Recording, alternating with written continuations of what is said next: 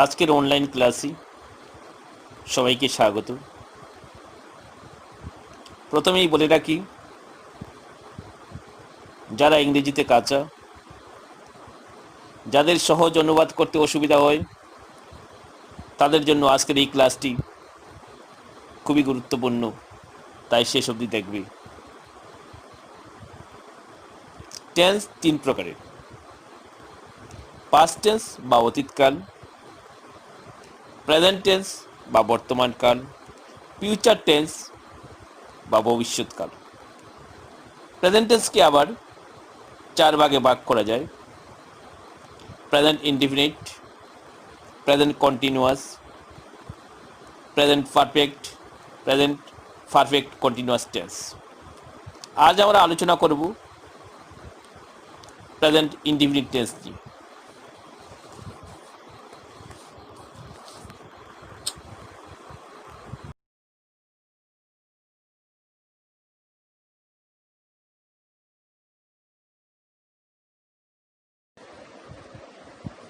এখন আমি present indefinite টেন্সের কয়েকটি উদাহরণ বলছি।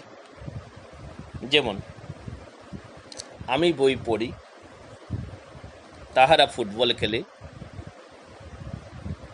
রাম বাড়ি যায়, সূর্য পূর্ব দিকে ওঠে। এখন আমাদের বুঝতে হবে প্রেজেন্ট ইনডিফিনিট টেন্স কখন হয়। প্রথমত, চিরন্তন সত্য বোঝালে, যেমন সূর্য পূর্ব দিকে ওঠে। দ্বিতীয়ত, কোনো অভ্যাসগত কাজ বোঝালে, অপু প্রতিদিন ফুটবল খেলে। তৃতীয়ত, বর্তমানে কোনো কাজ হয় বোঝালে প্রেজেন্ট ইনডিফিনিট টেন্স হয়।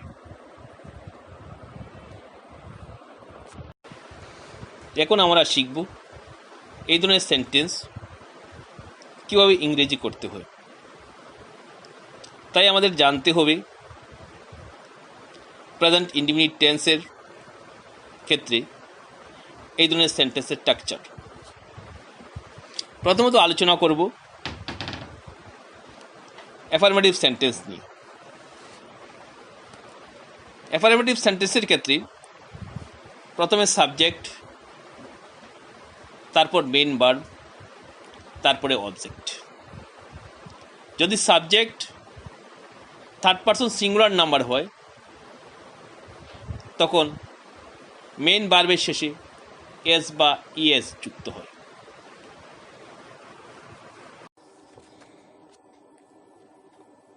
এখন আমি আলোচনা করছি কি করে ট্রান্সলেশন করতে হবে।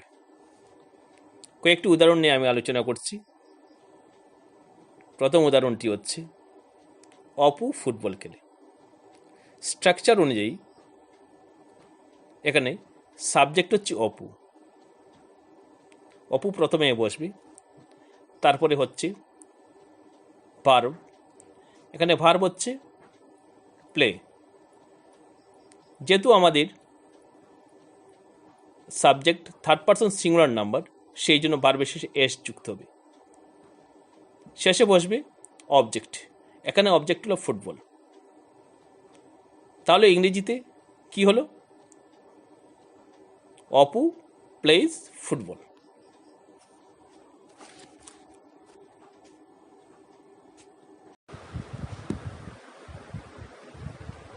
এখন আরেকটি উদাহরণ বলছি। সূর্য পূর্ব দিকে উঠে। স্ট্রাকচার অনুযায়ী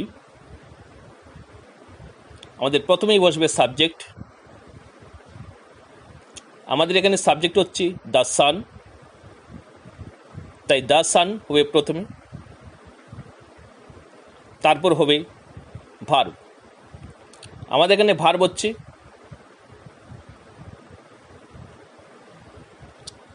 রাইজ।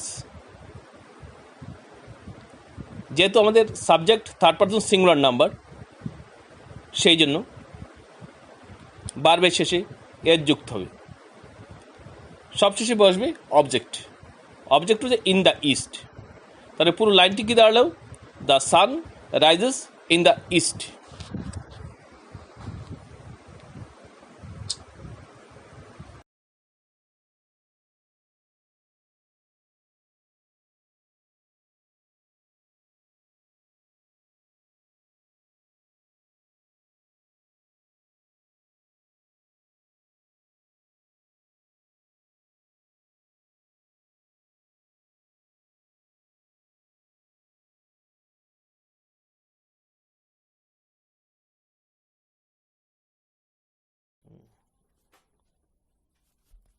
এখন আমরা নেগেটিভ সেন্টেন্স নিয়ে আলোচনা করব।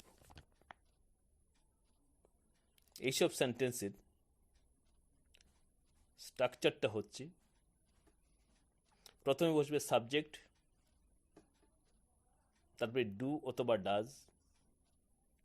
যদি subject third person singular number হয় তখন ডাজ হবে। তারপরে বসবে নট, তারপর বসবে মেইন ভার্ব, শেষে বসবে অবজেক্ট।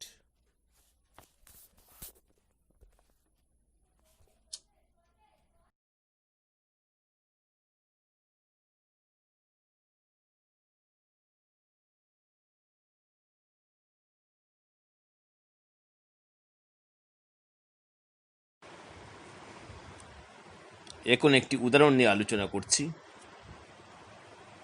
অপু বিদ্যালয়ে যায় না। স্ট্রাকচার অনুযায়ী এখানে প্রথমেই বসবে সাবজেক্ট। আমাদের এখানে সাবজেক্ট হলো অপু। তারপর বসবে ডু অথবা ডাস। যেহেতু আমাদের এখানে subject third person singular number, সেই জন্য ডাস হবে। তারপরে বসবে নট, এরপর হবে মেইন ভার্ব। আমাদের এখানে মেইন ভার্ব হচ্ছে গো, শেষে হচ্ছে অবজেক্ট। আমাদের এখানে অবজেক্ট হচ্ছে টু স্কুল। তাহলে পুরো সেন্টেন্স কি দাঁড়ালো? Apu does not go to school.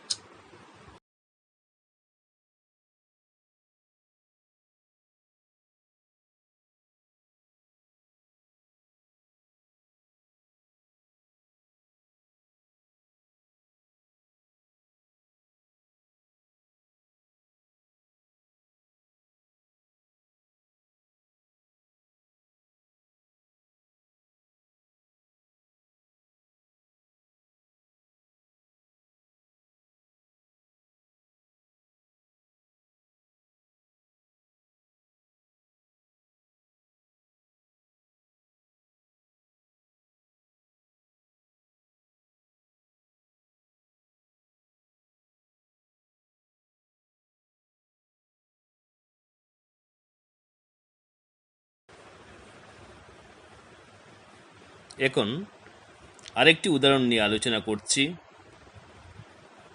তাহারা ফুটবল খেলে না। এখানেই স্ট্রাকচার অনুযায়ী প্রথমেই বসবে সাবজেক্ট। এখানে সাবজেক্ট হচ্ছে দে, তারপর বসবে ডু অথবা ডাজ। যেহেতু আমাদের এখানে সাবজেক্ট বহু বচন, তাই আমাদের এখানে ডু বসবে। তারপর হবে নট, তারপর বসবে মেইন ভার্ব। আমাদের এখানে মেইন ভার্ব হচ্ছে প্লে, শেষে বসবে অবজেক্ট। আমাদের এখানে অবজেক্ট হচ্ছে ফুটবল। তাহলে তাহারা ফুটবল খেলে না, সেন্টেন্সটি ইংরেজিতে কি হলো? They do not play football.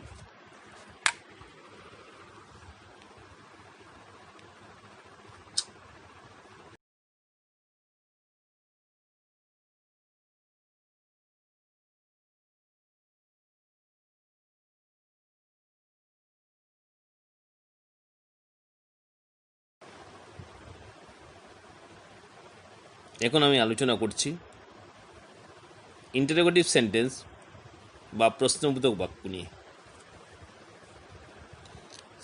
Structure অনুযায়ী এই ধরনের সেন্টেন্সটি প্রথমেই বসবে ডু অথবা ডাজ, তারপর বসবে সাবজেক্ট, তারপর বসবে মেইন ভার্ব, শেষে বসবে অবজেক্ট। একটি উদাহরণ নিয়ে আলোচনা করি। অপু কি আম খায়? তাহলে এখানে প্রথমেই বসবে ডাজ, কারণ আমাদের এখানে সাবজেক্ট অপু হচ্ছে থার্ড পারসন সিঙ্গুলার নাম্বার, সেই জন্য ডু হবে না, হবে ডাজ। তারপরে সাবজেক্ট হচ্ছে অপু, তারপরে মেইন ভার্ব, আমাদের এখানে মেইন ভার্ব হচ্ছে ইট, তারপরে অবজেক্ট হচ্ছে ম্যাঙ্গো। তাহলে পুরো সেন্টেন্সটি কি দাঁড়ালো? Does Apu it mango.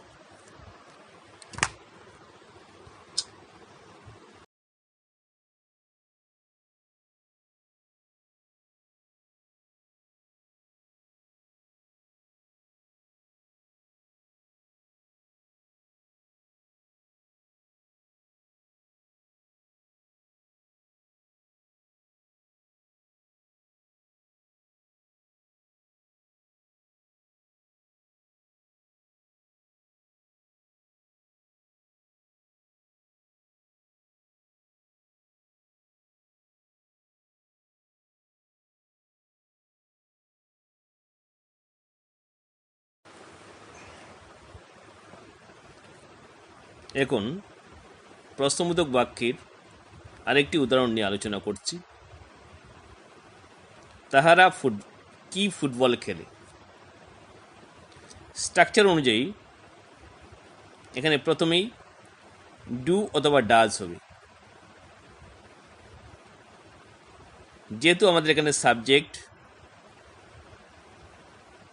বহুবচন, তাই এখানে ডু হবে। তারপরে বসবে সাবজেক্ট, আমাদের এখানে সাবজেক্ট হচ্ছে দে,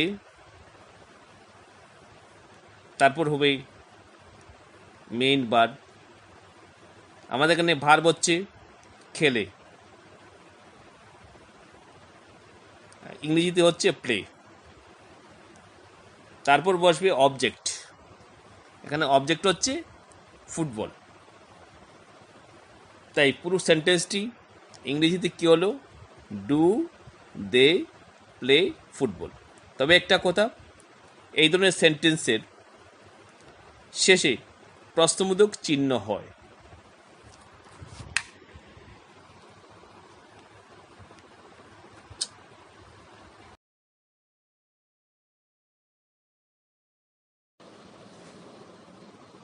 এখন অন্য এক ধরনের ইন্টারোগেটিভ সেন্টেন্স নিয়ে আলোচনা করছি, যা WH যুক্ত ওয়ার্ড দিয়ে তৈরি।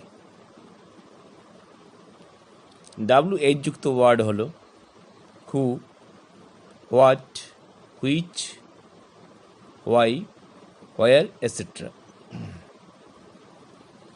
এই ধরনের সেন্টেন্সের স্ট্রাকচার হচ্ছে প্রথমেই বসবে WH যুক্ত ওয়ার্ড, তারপরে বসবে ডু অথবা ডাজ, তারপর সাবজেক্ট, তারপর হবে মেইন ভার্ব, সব শেষে বসবে অবজেক্ট।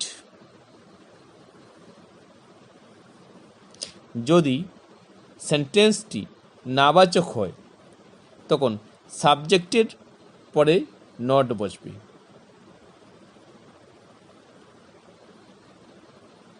যদি সাবজেক্টটি থার্ড পারসন সিঙ্গুলার নাম্বার হয় তবে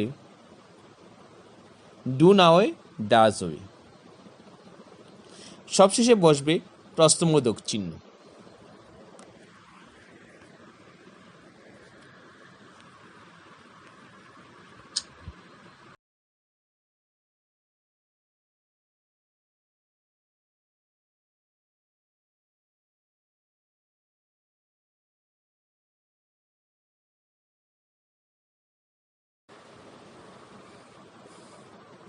এখন একটি উদাহরণ বলছি।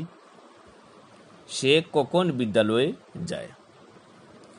স্ট্রাকচার অনুযায়ী প্রথমেই বসবে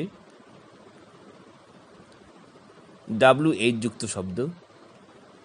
এখানে কখন, ইংরেজিতে হচ্ছে হুয়েন, তাই হুয়েন বসবে প্রথম। তারপর হবে ডু অথবা ডাজ। যেহেতু আমাদের এখানে সাবজেক্ট সে, থার্ড পারসন সিঙ্গুলার নাম্বার, সেই জন্য ডাজ হবে। তারপর বসবে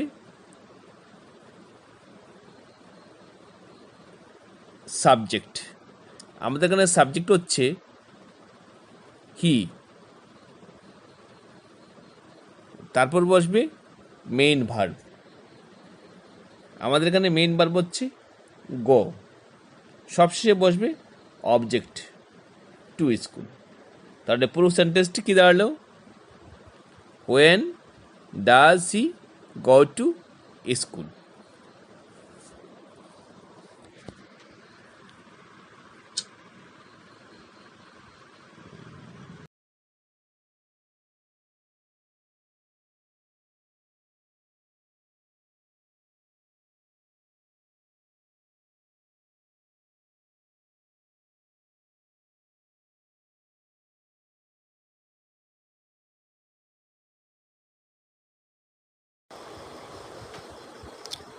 ইংলিশ গ্রামার নিয়ে নতুন ভিডিও পেতে চ্যানেলটি সাবস্ক্রাইব করুন। বলে থাকো, সুস্থ থাকো। ধন্যবাদ।